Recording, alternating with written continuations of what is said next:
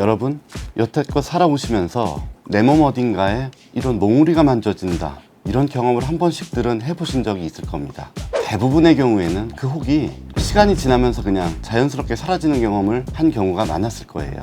그런데 제가 보고 있는 림프종이라는 병도 처음에는 그렇게 우연히 발견되는 몸 어딘가의 몽우리로 시작된다는 거 여러분 알고 계십니까?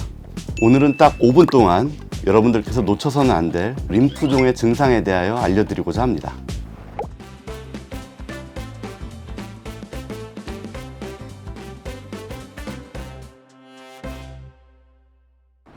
림프종이라는 병은 백혈병의 약 4촌 정도 되는 병이라고 생각을 하시면 돼요.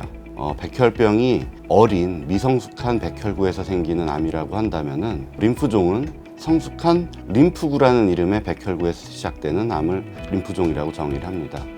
처음 림프종으로 진단받고 저에게 오시는 분들이 저는 비호지킨 림프종이에요, 호지킨 림프종이에요를 물어보시거든요. 두 가지 모두 주요한 림프종의 분류입니다.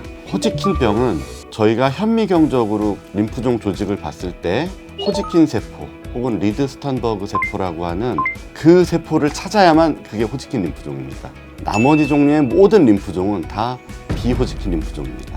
림프종의 증상 중에 가장 대표적인 증상은 결국 덩어리를 만드는 것인데, 덩어리가 결국에는 백혈구 덩어리입니다. 특히 이런 림프종이 잘 발생하는 부위는 목 주변이라든지 겨드랑이와 사타구니, 그런 부위에서 덩어리를 형성하는 양상으로 림프종이 나타나게 됩니다. 근데 그럼 어떻게 커지는 덩어리가 과연 의미가 있는 건지도 제가 알려드리도록 하겠습니다. 첫 번째로는 커지는 속도가 굉장히 중요해요. 2 내지 4주 정도 이내에 걸쳐서 2배 이상 커지는 경우에는 임상적으로 의미가 있는 경우가 많습니다. 두 번째, 통증의 유무도 매우 중요합니다. 림프종에서 생기는 덩어리는 처음엔 그렇게 아프지 않은 경우들이 대부분입니다. 세 번째는 림프절이 만져지는 양상도 굉장히 중요합니다. 림프종 같은 경우는 그렇게 딱딱하지는 않고 마치 만졌을 때 고무공의 느낌이랄까요? 그렇게 만져지는 경우가 많습니다. 네 번째로 림프절이 커져 있는 위치도 매우 중요합니다. 요 쇄골 바로 근처에서 만져지는 림프절들은 대부분 가슴이나 배 안에서 올라오는 림프의 흐름을 받기 때문에 임상적으로 의미하는 경우가 많습니다.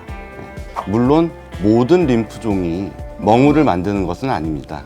임파선이 아닌 림프 조직에서 시작하는 림프종들도 있고, 흔히 많이 진단하는 림프절 외 장기는 위라든지 혹은 침샘이라든지 소장, 대장, 경계부라든지 그런 곳에서도 림프종이 발생을 할 수가 있습니다.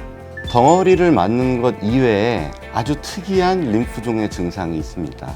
비증상이라고 이야기를 하는데요. 비증상에는 3가지 증상이 있습니다. 첫 번째는 발열, 38.0도 이상까지 올라가는 다른 이유가 없는 열이 나는 경우들이 있고요.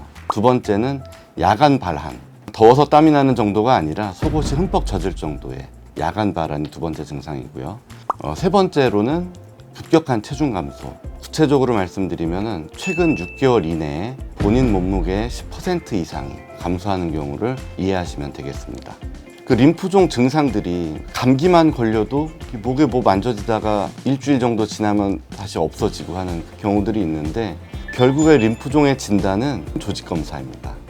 앞에 말씀드렸던 그런 림프종의 증상들이 의미 있는 기간 지속되는 경우라면은 조직검사를 통해서 림프종과 연관이 있는 것인지 확인하는 절차가 필요하겠습니다.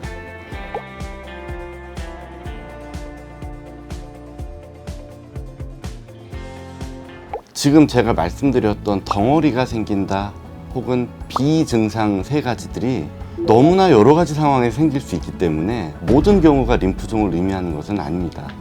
이러한 증상이 4주 이상 지속이 된다든지 하는 경우에 전문의와의 어떤 진료를 통해서 건강상의 의미가 있는 일인지를 빨리 판단을 받는 것이 가장 중요한 포인트가 되겠습니다. 여러분 모두 건강하세요. 림프종을 포함한 다양한 혈액암에 대해서 궁금하신 분들은 이 영상을 클릭해 주세요.